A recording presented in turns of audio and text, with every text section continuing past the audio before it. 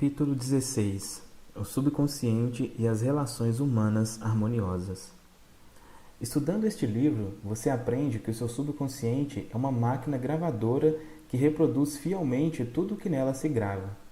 Esta é uma das razões para que se aplique o preceito áureo do Evangelho nas relações humanas. Em Mateus 7,12, lê-se: Tudo quanto, pois, quereis que os homens vos façam, assim fazei-o vós também a eles. Esta frase possui um significado externo e interno.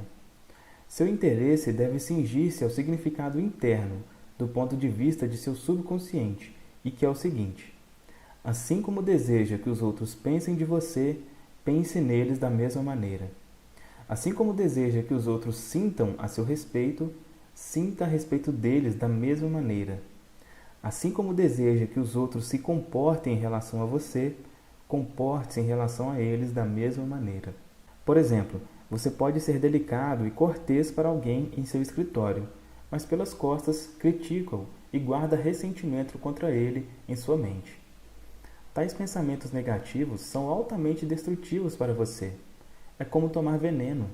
Na verdade, você está mesmo ingerindo venenos mentais que lhe roubam vitalidade, entusiasmo, força, orientação e boa vontade. Essas emoções e pensamentos negativos mergulham em seu subconsciente e causam todas as espécies de dificuldades e doenças em sua vida. Subtítulo: Chave mestra para as relações felizes com os outros. Não julgueis para que não sejais julgados, pois com o critério com que julgardes sereis julgados, e com a medida com que tiverdes medido, vos medirão também. Mateus 7, 1 e 2. Um estudo desses versículos e a aplicação das verdades interiores neles contidas representam a verdadeira chave para as relações harmoniosas. Julgar é pensar, é chegar a um veredito mental ou uma conclusão em sua mente. O pensamento que você tem sobre outra pessoa é o seu pensamento, porque você o está pensando. Seus pensamentos são criadores e, por conseguinte, você, na verdade, cria em sua própria experiência o que pensa e sente sobre outra pessoa. E é também verdade que uma sugestão que você dá a outra pessoa dá também a si próprio, pois sua mente é o meio criador. Essa é a razão pela qual foi dito: pois com o critério com que julgardes sereis julgados. Quando você conhece essa lei e a maneira pela qual trabalha o seu subconsciente, você toma cuidado em pensar, sentir e agir corretamente em relação às outras pessoas. Esses versículos ensinam-lhe a emancipação do homem e revelam a solução para todos os seus problemas individuais. Subtítulo: E a medida que você usar para os outros também será usada para você. O bem que você faz aos outros lhe vem de volta da mesma medida. O mal que você faz também lhe volta, pela lei da sua própria mente. Se um homem engana e ilude a outro, está na verdade enganando e iludido a si próprio. Seu sentimento de culpa e a intenção de prejuízo atrairão algum dia, inevitavelmente, o mesmo prejuízo que causou, de alguma maneira. Seu subconsciente registra seu ato mental e reage de acordo com a sua intenção ou motivação mental. Seu subconsciente é impessoal e imutável, não levando em consideração pessoas nem respeitando filiações religiosas ou instituições de qualquer espécie. Não é compassivo nem vingativo. A maneira com que você pensa, sente ou age em relação aos outros sempre lhe virá de volta. Subtítulo: As manchetes dos jornais irritavam-no. Comece agora a observar-se. Observe suas reações às outras pessoas, às condições e circunstâncias. Como você reage aos acontecimentos e notícias do dia? Não faz diferença nenhuma se todas as outras pessoas estão erradas e você é o único que está certo. Se as notícias o perturbam, o mal é seu, porque suas emoções negativas roubam-lhe a paz e a harmonia. Uma mulher escreveu-me certa vez sobre seu marido, dizendo que ele ficava com raiva sempre que lia o que certo colunista escrevia em seu jornal. Acrescentava que essa constante reação de cólera e raiva reprimida haviam lhe causado úlceras sangrentas e que o médico recomendara, para a cura, um recondicionamento emocional.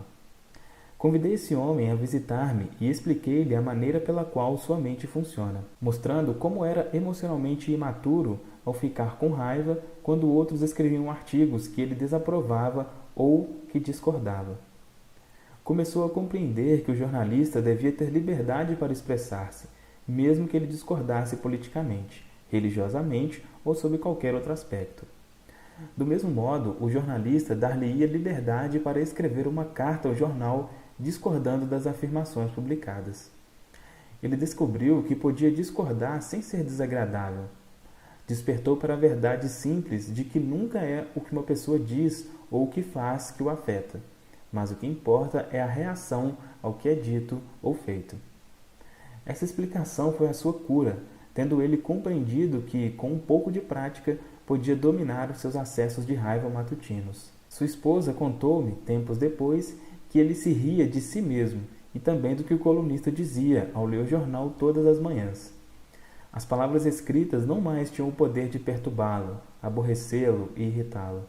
Suas úlceras desapareceram graças ao seu equilíbrio e serenidade emocional. Subtítulo: Odeio as mulheres, mas gosto dos homens. Uma secretária particular estava bastante amargurada com as outras moças do seu escritório, pois murmuravam a seu respeito e, como afirmou, espalhavam mentiras maldosas sobre ela. Admitiu que não gostava de mulheres, dizendo: odeio as mulheres, mas gosto dos homens. Descobri também que ela falava às moças que estavam sob as suas ordens no escritório num tom de voz arrogante, imperioso e sempre irritado. Havia uma certa pomposidade em sua maneira de falar e pude verificar que o seu tom de voz afetava algumas pessoas de modo desagradável. Se todas as pessoas de seu escritório ou fábrica o irritam, não será possível que algum padrão subconsciente ou projeção mental sua é que motivem toda a inquietação, aborrecimento e mal-estar? Sabemos que um cachorro reage ferozmente se você demonstra odiá-lo ou temê-lo. Os animais recebem suas vibrações subconscientes e reagem de acordo. Muitos seres humanos indisciplinados são tão sensíveis quanto cachorros, gatos e outros animais. Sugeri a essa jovem, que odiava as mulheres, a prática da oração, explicando que, quando começasse a identificar-se com os valores espirituais e afirmar as verdades da vida, sua voz e maneiras mudariam e seu ódio às mulheres desapareceria completamente. Ela ficou surpresa ao saber que a emoção do ódio transparece nas palavras, ações e escritos de uma pessoa, em todas as fases da sua vida. Cessou então de reagir com raiva e ressentimento. Instituiu uma oração padrão que passou a praticar regular, sistemática e conscientemente no escritório. A oração era a seguinte: penso, falo e ajo com amor, tranquilidade e paz. Agora irradio amor, paz e tolerância e bondade para todas as jovens que me criticam e falam mal de mim. Fixo os meus pensamentos em paz, harmonia e boa vontade para com todas. Sempre que estiver para reagir negativamente, direi para mim mesma, com firmeza, que vou pensar, falar e agir tendo em vista o princípio da harmonia, saúde e paz dentro de mim mesma. A inteligência criadora orienta-me, dirige-me e guia-me em todos os seus caminhos. A prática dessa oração transformou sua vida e ela verificou que todas as críticas e aborrecimentos cessaram. As moças tornaram-se cooperativas e amigas. Ela descobriu que não há ninguém a mudar, senão ela mesma. Subtítulo: O pensamento interior impedia sua promoção. Um dia, um vendedor veio procurar-me e relatou as dificuldades que encontrava em trabalhar junto com o gerente de vendas de sua organização. Há 10 anos trabalhava na companhia e nunca recebera uma promoção ou reconhecimento de qualquer espécie. Mostrou-me o seu quadro de vendas, que eram proporcionalmente maiores que os dos outros homens de seu território. Afirmou que o gerente de vendas não gostava dele, que era injustamente tratado e que nas reuniões o gerente tratava-o com rudeza e às vezes ridicularizava as suas sugestões. Expliquei-lhe que, sem dúvida, o motivo para essa situação estava em grande parte dentro dele mesmo e que seu conceito e crença sobre seu superior se ajustava à reação deste homem. Com a medida com que tiverdes medido, vos medirão também. Sua medida mental ou conceito do gerente de vendas era de que era um homem mesquinho e rabugento. Estava impregnado de amargura e hostilidade contra o seu chefe. A caminho do trabalho, mantinha uma vigorosa conversa consigo mesmo, cheia de críticas, argumentos mentais, recriminações e denúncias contra o gerente de vendas. Tudo aquilo que mentalmente expressava, inevitavelmente recebia de volta. Esse vendedor compreendeu que sua fala interior era altamente destrutiva, porque a intensidade e a força dos seus pensamentos e emoções silenciosas, conduzindo pessoalmente à condenação do gerente de vendas, se transmitiam ao seu superior, além de criar diversos outros distúrbios pessoais, físicos e emocionais. Ele começou a rezar com frequência da seguinte maneira: sou o único que pensa em meu universo. Sou responsável por tudo o que penso sobre o meu chefe. Meu gerente de vendas não é responsável pela maneira por que penso a seu respeito. Recuso-me a permitir que qualquer pessoa, lugar ou fato tenha o poder de irritar-me e perturbar-me. Desejo riqueza, sucesso, paz de espírito e felicidade para meu chefe. Desejo-lhe sinceramente o bem e sei que ele é divinamente orientado em todos os seus sentidos. Ele começou a repetir essa oração com frequência, em voz tranquila e pausada, impregnada de sentimento, sabendo que sua mente é como um jardim, o que quer que se plante nascerá de acordo com a semente. Ensinei-lhe também como operar com as imagens mentais antes de dormir, agindo da seguinte maneira: devia imaginar que seu gerente de vendas o estava cumprimentando por seu excelente trabalho e entusiasmo e a reação espetacular dos fregueses. Passou a sentir a realidade da cena, sentindo o aperto de mão, ouvindo a voz do gerente de vendas e vendo-o sorrir. Ele realizou um verdadeiro cinema mental, dramatizando-o da melhor maneira possível. Noite após noite, projetava esse filme mental, sabendo que seu subconsciente era a tela receptiva na qual ficariam impressas as suas imagens conscientes. Gradualmente, por um processo que pode ser classificado de osmose mental e espiritual, a impressão gravou-se em seu subconsciente. Automaticamente, a expressão manifestou-se.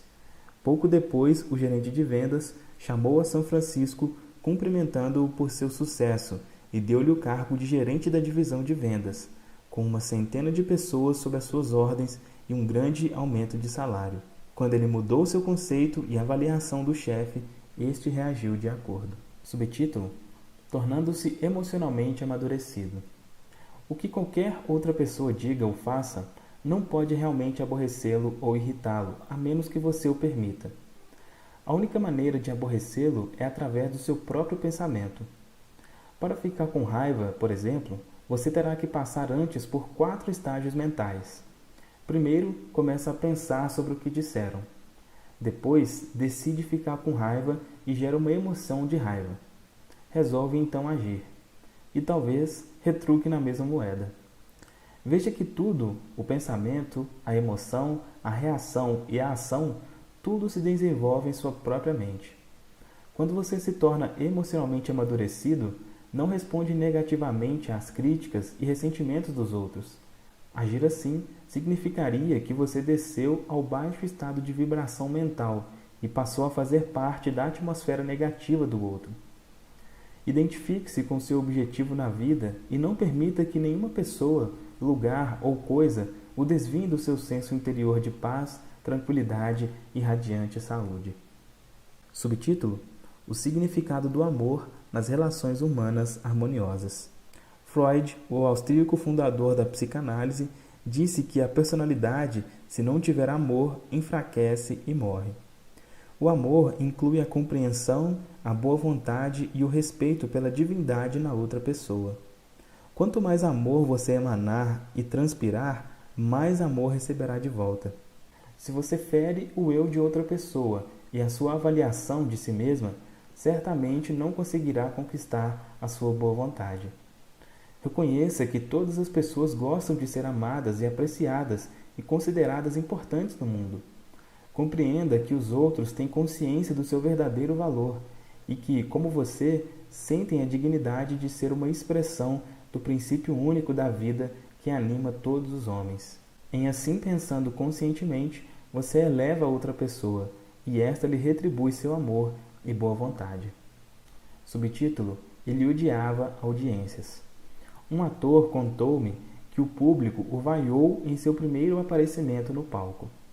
Acrescentou que a peça era muito ruim e que, fora de dúvida, não desempenhava um bom papel. Admitiu-me francamente que, por muitos meses, odiou os espectadores. Chamava-os de insensíveis, palermas, estúpidos, ignorantes, tolos e etc. Desgostoso, deixou o teatro e durante um ano trabalhou numa loja. Um dia, um amigo convidou-o para assistir a uma conferência em Nova York sobre o tema Como Viver em Harmonia Consigo Mesmo. Essa conferência mudou inteiramente a sua vida. Voltou ao palco e passou a rezar com sinceridade pelos espectadores e por si próprio. Dele fluía amor e boa vontade todas as noites, antes de aparecer em cena. Tornou um hábito afirmar que a paz de Deus enchia os corações de todos os presentes, os quais estavam plenamente inspirados e preparados para o espetáculo. No decorrer de cada desempenho, enviava vibrações de amor para a assistência. Hoje, ele é um grande ator e ama e respeita o público. Sua boa vontade e consideração são transmitidas para os outros e por eles sentidas. Subtítulo: Tratando com pessoas difíceis. Há no mundo pessoas difíceis de tratar, mentalmente distorcidas e deformadas. Estão mal condicionadas. Muitas são delinquentes mentais, hostis, não cooperativas, sempre irritadas, cínicas, amargas, estão psicologicamente doentes. Muitas outras pessoas possuem a mente deformada e distorcida, provavelmente em decorrência de algum fato acontecido na infância. Outras possuem ainda deformidades congênitas. Você não condenaria uma pessoa que teve tuberculose e, portanto, não pode condenar uma pessoa que está mentalmente doente. Ninguém, por exemplo, odeia ou tem ressentimento de um corcunda, pois saiba que há muitos corcundas mentais. Você deve ter compaixão e compreensão.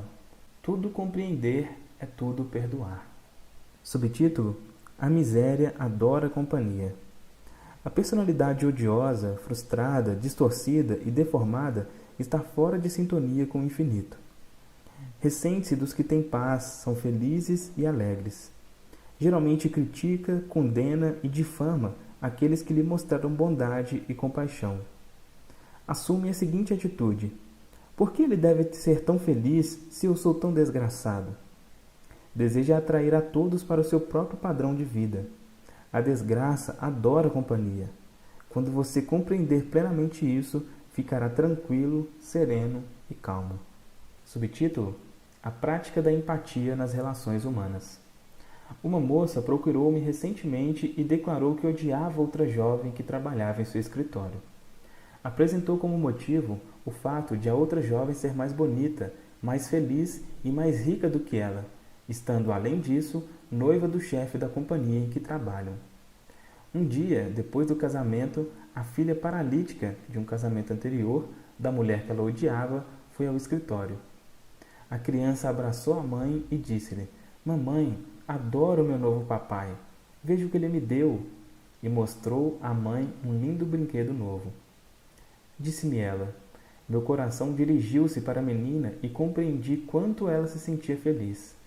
Tive uma visão de felicidade que aquela mulher possuía. De repente, passei a ter-lhe amor e fui à sua sala e desejei-lhe toda a felicidade do mundo, com toda a sinceridade. Nos círculos psicológicos modernos, isso é chamado de empatia, que significa tão somente a projeção imaginativa de sua atitude mental na outra pessoa. Ela projetou sua atitude mental e o sentimento do seu coração na outra mulher e começou a pensar e ver as coisas através do cérebro da outra. Estava, na verdade, pensando e sentindo como a outra mulher e também como a criança, pois igualmente se projetara na mente da criança. Estava considerando nesse ponto de vista a mãe da criança. Se sentir tentado a injuriar ou pensar mal de outra pessoa, projete-se mentalmente na mente de Moisés e pense do ponto de vista dos 10 mandamentos. Se estiver propenso a ter inveja, ciúme ou raiva, projete-se na mente de Jesus, e pense desse ponto de vista, e sentirá então a verdade das palavras amai-vos uns aos outros. Subtítulo: O apaziguamento nunca vence. Não permita que as pessoas tirem vantagens de você e façam vencer os argumentos por acessos de raiva, crises de choro ou ataques cardíacos aparentes. Essas pessoas são ditadores que tentam escravizá-lo e fazer com que se torne dócil às suas ordens. Seja firme, embora delicado, e recuse-se a ceder. O apaziguamento nunca vence. Recuse-se a contribuir para a delinquência, egoísmo e senso possessivo dessas pessoas. Lembre-se, faça sempre o que considera certo. Você está aqui para realizar seu ideal e permanecer fiel às verdades eternas e aos valores espirituais da vida, que também são eternos. Não dê a ninguém o poder de desviá-lo de sua finalidade, do seu objetivo na vida, que é o de expressar seus talentos ocultos ao mundo, servir a humanidade e revelar cada vez mais a sabedoria, a verdade e a beleza de Deus a todas as pessoas do mundo. Permaneça fiel ao seu ideal. Saiba com absoluta clareza que o que contribuir para a sua paz, felicidade e realização deve, necessariamente, ser também uma bênção para todos os homens que andam sobre a terra. A harmonia de uma parte é a harmonia do todo, pois o todo está na parte e a parte está no todo. Tudo que você deve ser ao outro, como diz São Paulo, é amor. O amor é a realidade da lei da saúde, da felicidade e da paz de espírito. Agora, alguns pontos a serem lembrados sobre este capítulo. Ponto 1. O seu subconsciente é uma máquina de gravar que reproduz seu pensamento habitual. Pense o bem para os outros e estará, na verdade, pensando o bem para si próprio. Ponto 2. Um pensamento de ódio ou ressentimento é um veneno mental. Não pense o mal para outra pessoa, pois assim fazer é pensar o mal para você mesmo. Você é o único ser pensante em seu universo, e todos os seus pensamentos são criadores. Ponto 3. Sua mente é um meio criador. Por conseguinte, o que você sente e pensa de outra pessoa acontecerá em sua própria vida. Esse é o significado psicológico do preceito áureo do Evangelho. Como você deseja que os outros pensem de você, pensem delas da mesma maneira. Ponto 4. Enganar, roubar e iludir outra pessoa acarreta frustração, perda e limitações para você. O seu subconsciente registra suas motivações, pensamentos e sentimentos interiores. Sendo eles de natureza negativa, você sofrerá distúrbios, perda e limitações de incontáveis modos. Na verdade, o que você faz a outra pessoa está fazendo a si mesmo. Ponto 5. O bem que você faz, a bondade que demonstra, o amor e boa vontade que irradia virão de volta multiplicados várias vezes por inúmeros caminhos. Ponto 6. Você é o único ser pensante em seu mundo. É por isso responsável pela maneira como pensa sobre os outros. Lembre-se, os outros nunca são responsáveis pela maneira como você pensa sobre eles. Seus pensamentos se reproduzem. O que está pensando neste momento sobre as outras pessoas? Ponto 7. Torne-se emocionalmente amadurecido e permita que as outras pessoas divirjam de você. Tem o direito de discordar de você e você tem a mesma liberdade de discordar delas. Você pode discordar sem ser desagradável. Ponto 8. Os animais recebem as suas vibrações de medo e tentam atacá-lo. Se você gosta de animais, eles nunca o atacarão. Muitos seres humanos são tão sensíveis quanto cachorros, gatos e outros animais. Ponto 9. A sua voz interior, representando seus pensamentos e sentimentos silenciosos, se expressa nas reações dos outros para você. Ponto 10. Deseje para os outros o que deseja para si próprio. Essa é a chave para as relações humanas harmoniosas. Ponto 11. Mude seu conceito e avaliação do seu patrão. Sinta e saiba que ele pratica o preceito áureo do Evangelho e a lei do amor em todos os seus atos, e ele reagirá de acordo. Ponto 12. Nenhuma outra pessoa pode aborrecê-lo ou irritá-lo a menos que você o permita. Seu pensamento é criador e você pode, portanto, abençoá-la. Se alguém o chamar de pulha, por exemplo, você tem a liberdade de responder-lhe: Que a paz de Deus penetre em sua alma. Ponto 13. O amor é a resposta para conviver com as outras pessoas. O amor é compreensão, boa vontade e respeito à divindade nos outros. Ponto 14. Você odiaria um corcunda ou um paralítico? Teria compaixão. Tenha compaixão e compreensão para com os corcundas mentais que foram condicionados negativamente. Tudo compreender é tudo perdoar. Ponto 15. Alegre-se com o sucesso, a promoção e a boa sorte dos outros. Assim fazendo, você atrai a fortuna para você. Ponto 16. Nunca ceda às cenas emocionais e acessos dos outros. O apaziguamento nunca vence. Nunca seja um capacho. Adira sempre ao que está certo. Fixe em seu ideal, sabendo que o âmbito mental que lhe dá paz, felicidade e alegria é o do direito, do bem e da verdade. O que lhe favorece, favorece a todos. E ponto 17. A única coisa que você deve a todas as outras pessoas é amor. E o amor consiste em desejar para os outros aquilo que você deseja para si mesmo. Saúde, felicidade e todas as bênçãos da vida. Fim do capítulo 16.